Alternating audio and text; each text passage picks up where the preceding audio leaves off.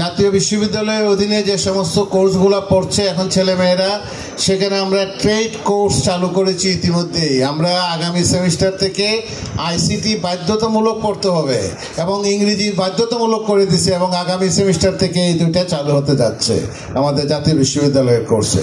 পরীক্ষা পদ্ধতির ভিতরে আমরা পরিবর্তন আনছি। আগামী কিছুদিনের ভিতরেই আপনারা দেখতে পাবেন যে জাতীয় বিশ্ববিদ্যালয়ে যে ডিগ্রি পাচ্ছে সেটার একটা মূল্যায়ন অন্যরকমভাবে হবে। আমরা আশেপাশে দেশগুলোর সমস্ত সিলেবাসগুলোকে কালেকশন করে দেখলাম যে তারা উঠে গেছে, আমরা উঠতে পারি নাই। কী কারণে? দেখার পরে দেখতেছি তাদের যে সিলেবাসটা এমনভাবে তৈরি যে পাস করার সাথে সাথে সে চাকরি পাবে। তাহলে আমি একই সময় দিচ্ছি, একই পরিশ্রম করছি, আমার ছেলেমেয়েরা একই ধরনের ব্রিলিয়েন্ট, তাহলে আমি এই সিলেবাসটা নিয়ে কেন চলছি? এই জায়গাতে আমাদের এখন সংস্কার চলছে। জাতীয় বিশ্ববিদ্যালয়ের সিলেবাসের সংস্কার আগামী 3 মাসের ভিতরে শেষ হবে।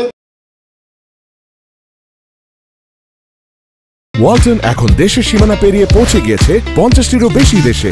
ওয়ালটন, ঘরে ঘরে বিশ্বজুড়ে।